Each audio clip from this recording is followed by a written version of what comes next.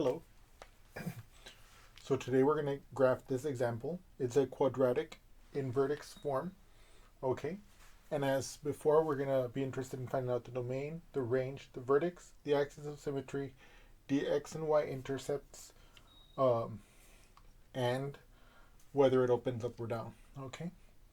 So without further ado, we know that for any quadratic, the domain will be negative infinity to infinity. Now, strictly speaking, as I've mentioned before, I'm talking about the domain in the general mathematical sense. If you're using the quadratic to represent some physical problem, there may be some limitations on the domain that you might want to impose. But for the general mathematical case, the quadratic has domain from negative infinity to infinity. Okay? Okay. So now, without further ado, we're going to get straight to work. And in this particular case, what we're going to do is we're going to start by getting the vertex.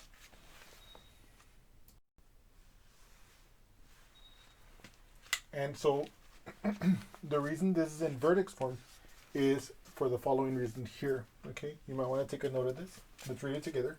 A quadratic function f of x is said to be in vertex form if it is written as f of x equals a times open parentheses x minus h close parentheses squared plus k, where the h comma k represents the vertex and the a is non-zero. If a is positive, then the parabola, the quadratic, it opens up, and if a is negative, it opens down. Okay? And so now before we move forward, I want to remind you of something very important. And that is that here I want you to notice that I wrote inside x minus h, that's x minus h inside the parentheses, and plus k here. If you notice from the vertex, the h switches signs, but the k stays the same. Okay? So if I compare that with this expression here, let me compare that here. Let me make it more clear what I'm doing here. So right now, first and foremost, just to recap, I'm trying to find the vertex. Okay? So I have, my example here is y equals x minus 3 squared minus 9. Now let's compare it with what I wrote there. F of x, or if we want to, in this case, for consistency, I'm going to write y, okay?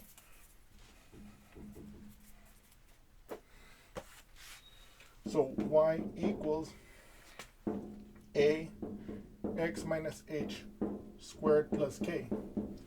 What I'm going to do is I'm going to compare my expression, okay, to this to try and figure out what the h has to be, what the k has to be, and as well as the a. So now, let me first focus on the h. Here I have x minus h. Here I have x minus 3. Aha, so h must be 3. So if I'm looking at the expression here, h comma k is the vertex, right? So I can already write here my vertex, okay? By making this comparison, I can see that my h is actually 3. Now look at this. In the general case, I have plus k. Here I have negative 9. How is that possible? How can I reconcile this? What must k be in order for this to be true? Aha. It must be the case that my k is negative 9. Okay? Because if I were to write, let's say here, if I were to write plus negative 9, then that is exactly minus 9, okay? Why is that the case, okay? Let me show you that right now here, just real briefly. So I know that a minus b, okay, is equal to a plus the opposite of b, okay? This is a nice little fact that you want to know. And it's for that reason, if you see that, if I see this, if I put a plus negative 9, this is exactly like this. And it'll give you the minus 9, which is what we see here. Okay? Okay. And so what I want you guys to realize here is that this formula is like a template when you have a quadratic in vertex form to find the vertex. Okay? Okay. Okay. What else can we derive from this analysis, from comparing this general case to this situation here? Well, I can figure out what the A is. the a here is the coefficient of the square term. And I ask myself, what is the coefficient of this square term? There's no number explicitly written here. Well, of course, this is a shorthand for a 1 being there. Okay? So in other words, what I'm claiming is that the a equals 1. Okay? And in particular, what does that mean? That means that it's positive. So I know that the quadratic is going to open up. Okay? So let me notate that here real briefly. So it's going to open up. And my vertex is 3, negative 9. Okay? And let me just make a brief note here. Right? What I'm claiming, in other words, is that if I put a 1 here, 1 times this term, it's the same as not writing the 1 explicitly there. Okay? And as we've seen before in other lectures, we have seen that whenever I write, like, let's say x, this is a shorthand for 1x to the 1 power. Okay? So for example, if I was to write the expression x squared plus 3x plus 4, see, I put the 3 is the coefficient of the x term. But whenever the coefficient of the x term or the x squared term or whatever term is 1, we usually don't write it there. But this would be identical, or this would be the same as if I were to put the 1 there explicitly. Like, in other words, 1x squared plus 3x plus 4 is the same as x squared plus 3x plus 4. It's just a shorthand, a common convention that's followed. And so here, since there's nothing written here, I can see that as a 1 there. And so I can see that the a is 1. And so therefore I can see, since the a is positive, it opens up. And by comparing, as we just did, we were able to get the vertex. Okay? Now we're going to talk about the axis of symmetry. Okay? We know that if I draw the parabola, in this case we know it's going to open up, so I can make a little cartoon here. This might be this is our parabola, right? It's not the final drawing that we're going to do at the end when we have all the data points that we need to draw the correct graph. But so here, this point at the very bottom is going to be 3, negative 9. Okay? And so we know that the axis of symmetry is the vertical line that goes through this point, the vertex.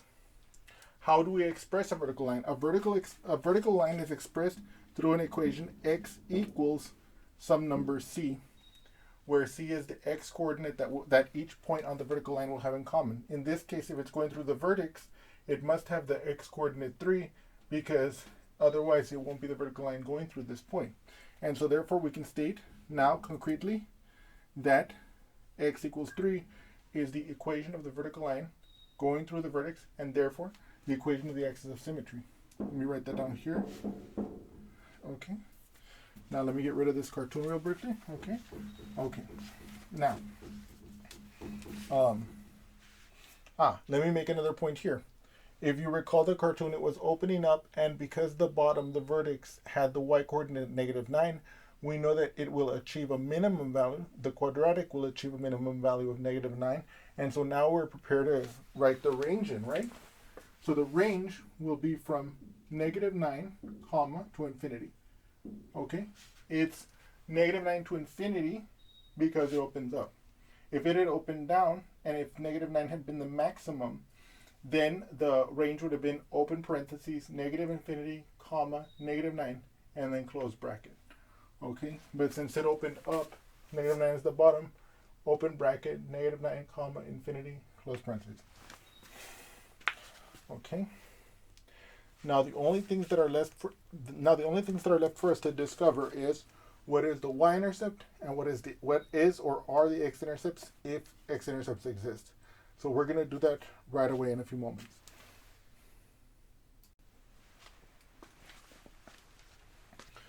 So we recall that to find the X-intercept of a function, we set y equal to 0 and solve for x. In this case, we're going to take our expression for a quadratic, which is y equals x minus 3 squared minus 9. We're going to set the y coordinate equal to 0, and then we're going to solve for x. So 0 equals x minus 3 squared minus 9. Okay. So now, previously we've done completing the squares, and we would seek to put the quadratic in this form. And so what you can see here is that the vertex form is very nice because on the one hand we have an easy formula to get the vertex right away, just by literally looking at the equation. Once we know the vertex, once we know what the vertex form means and the coefficient and the numbers that are in the formula, what they mean, we can easily see the vertex. But if you're looking at this, you can see that it's going to be very easy for us to get the X-intercept as well. So what I'm going to do here is I'm going to obviously add the 9 to the other side, okay, in an attempt to get the square term by itself first.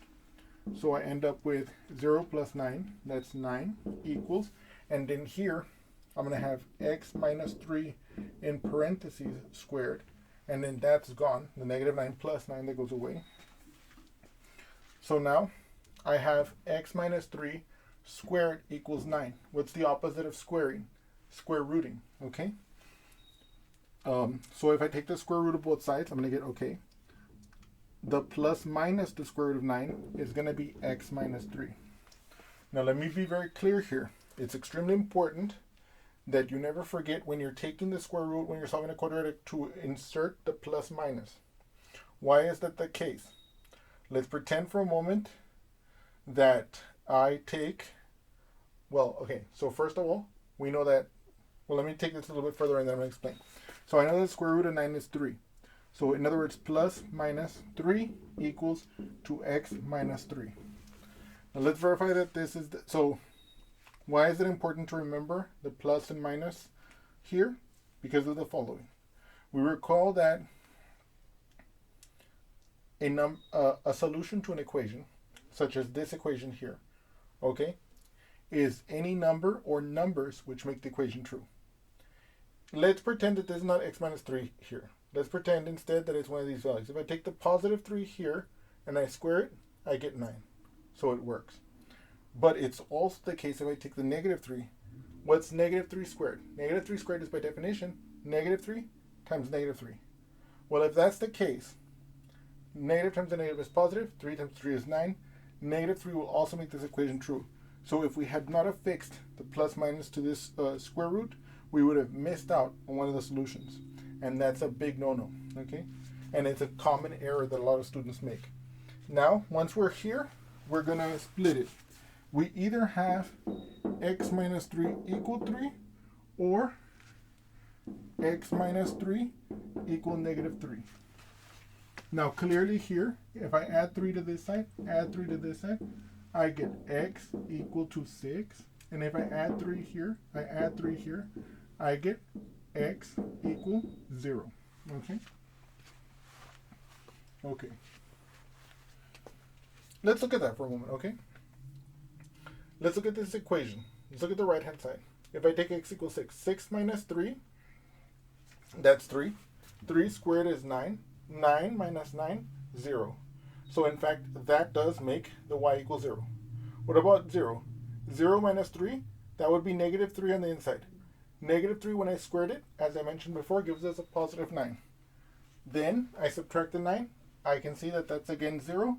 So therefore, x equals 0 also makes the y 0. So in other words, those two numbers are in fact solutions. And we see that we will have two x-intercepts, namely 6, 0 and 0, 0. Okay?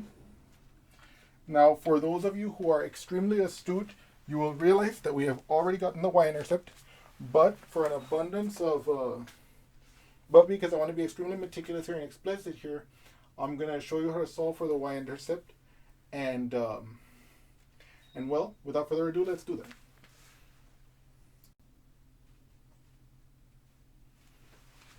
Okay.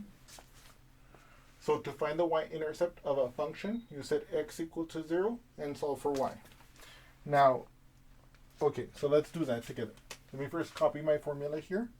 Y equals x minus 3 squared minus 9. Okay?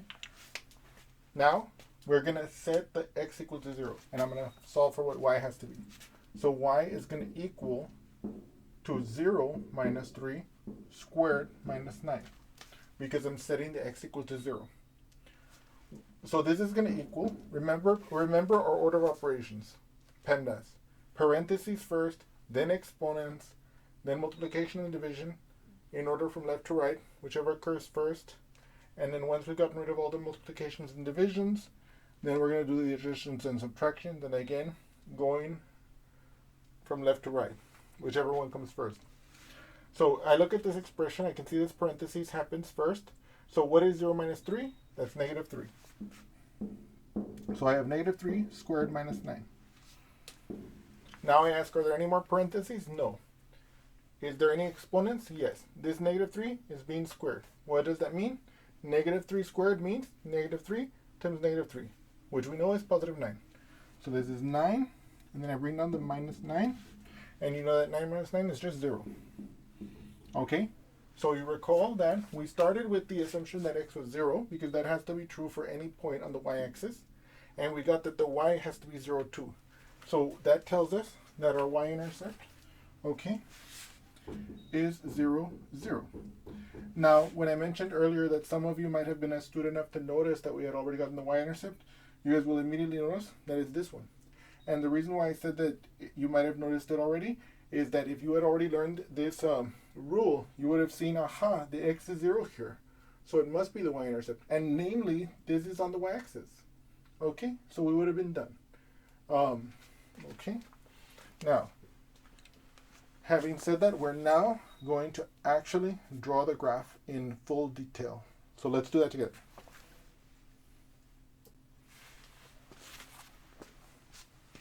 So what we're going to do is we're going to make a small table, okay? And so this small table is going to help us get a feel for what the graph is going to look like, okay? So let's do that together here. This is going to be my column for my x's. This is going to be my column for my y's. A nice, I don't want to even call it a rule of thumb because it's not exactly a rule of thumb. And I don't want you guys to become mechanical, excuse me. But one of the nice things that might help you, for example, is to put the vertex as the point in the middle and then go 2 to the left and 2 to the right, okay? So that's what I'm going to do. So I'm going to put my 3 here, and I know that this one is negative 9, right? And if I go to the left, let me see here. 2, 1, and then 4, 5. Okay? Now I want to find the associated y values here. Okay, so wait, before I continue, I want to tell you guys why I don't want you guys to just become mechanical. This is a good starting point whenever you're going to draw a quadratic, okay? But I don't want you guys to like think about this mechanically, because the key issue is that if there had been a coefficient in front of the square term, we might want to select the numbers that when we might want to select the numbers, the x's that make the squares easy to calculate in light of the a value that's in front. In this case, it's 1. So the way that I'm doing it will give us very nice numbers, okay? In any way, in case that's going to be a situation, which we are going to see later, of course, I'm going to put examples like that. But for that situation, we'll think about that later. But for right now, as a rule of thumb, if you have a simple quadratic like this, put the vertex in the middle, 2 to the left, 2 to the right, unless you want to graph a particular portion of the graph of the quadratic. Let's say you're working on a problem. You want to graph a different part because it pertains to your problem. You can choose those x values, of course. That's of course, those are the best x values. But these are like the textbook values where you're going to get the textbook graph type of thing. Okay, let's get started. So now I want to calculate with x equals 1 what the y is. Okay, so for x equals 1, my y is going to equal 1 minus 3 squared minus 9. Okay? Now, as we mentioned before, the first thing we're going to do is the parentheses. We ask ourselves, what is 1 minus 3? 1 minus 3 is negative 2. So I'm going to have negative 2 squared minus 9. What is negative 2 squared? Negative 2 squared is positive 4. Okay? So that means that this is going to be 4 minus 9. Now, what is this? What is 4 minus 9? That's negative 5. Okay? So that's going to be our value here. Okay? What about for x equals 2? Okay? So I'm going to plug it in. Y equals 2 minus 3 squared minus 9. Again, I need to do the parentheses first. What is 2 minus 3? That's negative 1. Okay, so I'm going to have negative 1 squared minus 9. Okay, now what is negative 1 squared? Negative 1 squared is negative 1 times negative 1, which becomes positive 1. Okay, so this is going to be 1 minus 9. What is 1 minus 9? Negative 8. Okay, okay. Let's do that here.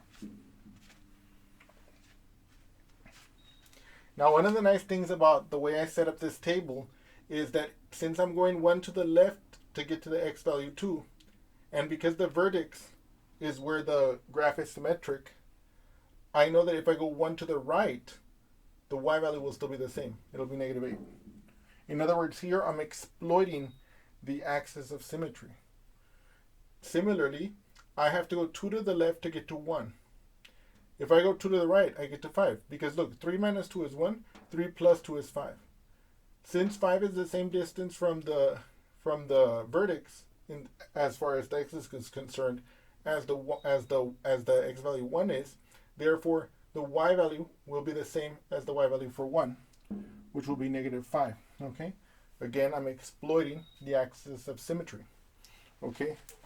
Now, in order to leave you guys with no doubt of that fact, I'm going to perform those calculations here, just out of an abundance of I just want to make sure you guys see all the detail here. You see this? Okay. You understand what I'm saying? Yes. Okay. So now in unison, I understand what you're saying, David. I'm just kidding. So, but stick with me here. So, I'm going to calculate for x equals 4. Okay? So, for x equals 4, what is the y? Well, let me use my equation. Y equals 4 minus 3 squared minus 9. Now, again, we're going to do the parentheses first. What is 4 minus 3? 4 minus 3, that's 1, right? So I have 1 squared minus 9. What is 1 squared? 1 squared is 1 times 1. 1 times 1 is 1. Okay, so 1 minus 9. Now what is 1 minus 9? That's negative 8. Okay, which is exactly what we got from exploiting the axis of symmetry. Similarly, for x equals 5,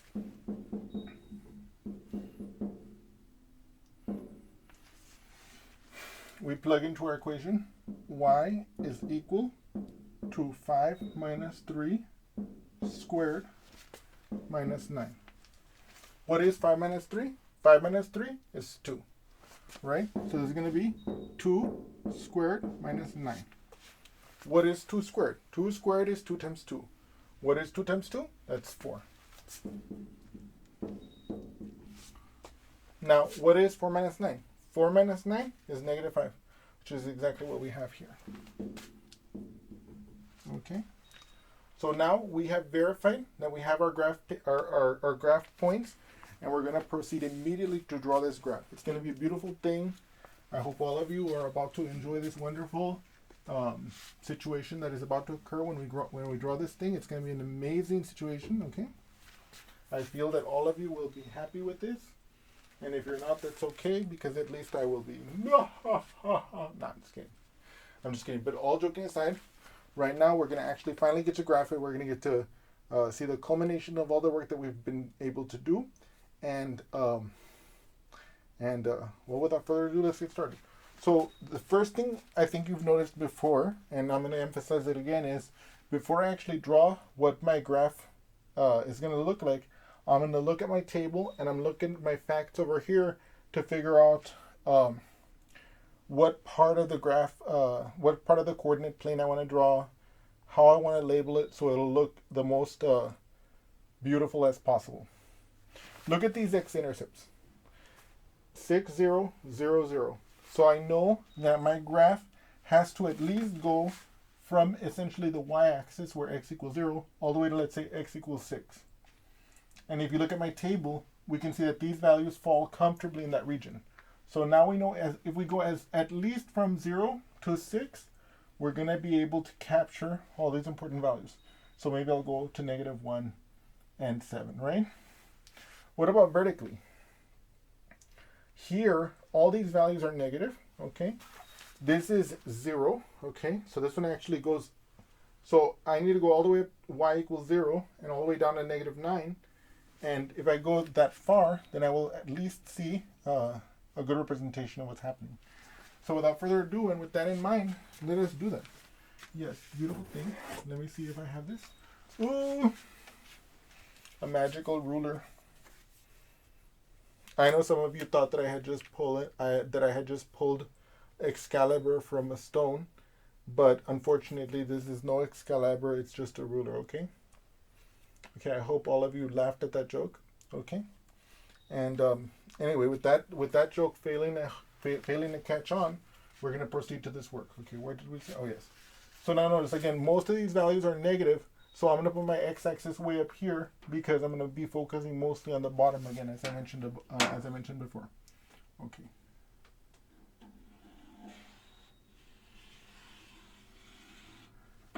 Wow, that's very beautiful. Okay, perfect. And then let's say like this. Wow, that's perfect. Okay. Oh, and then let's see. 1, 2, 3, 4, 5, 6. Right. And then let's say that's 6, 5, 4, 3, 2, 1. And then let's say 1, 2, 3, 4, 5, 6, 7, 8, 9. So it's -9, -8, 7, 6, -5. So basically now, what I want you to notice here also is that as I'm graphing it, I'm trying to make as few perturbations to the drawing as possible because I want it to express the maximum clarity that I possibly can express. Let's start by plotting the vertex. That's going to be at x value 3, y value -9. So x value 3, and then I go down to 9. Let's see. It looks like right here. Okay. That's my vertex. And then at 2 and at 4, it's at -8. So let's say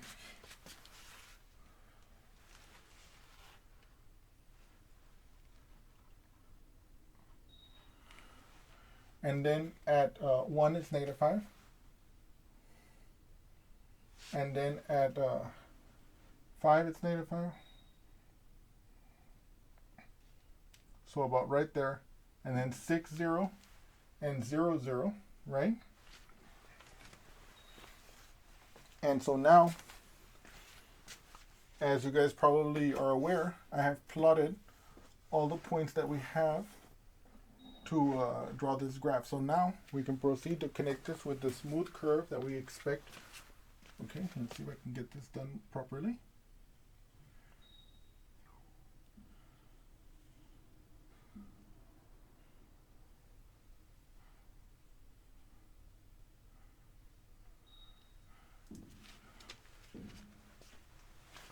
Okay, I must admit to you that this is like, yes, this is an extremely sad performance here because this should be smoother.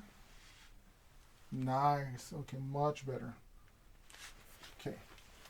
I try to rescue that as much as I could. And of course, if we wanted to, we could put in as a dotted line the axis of symmetry. Okay.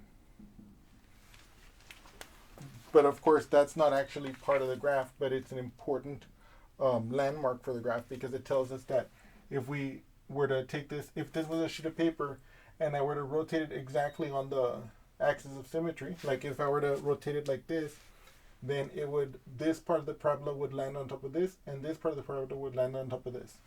Okay? And there you go. That's the graph of this parabola, which was expressed to us in vertex form. I hope you all have enjoyed this example, and I look forward to seeing you again soon. Thank you.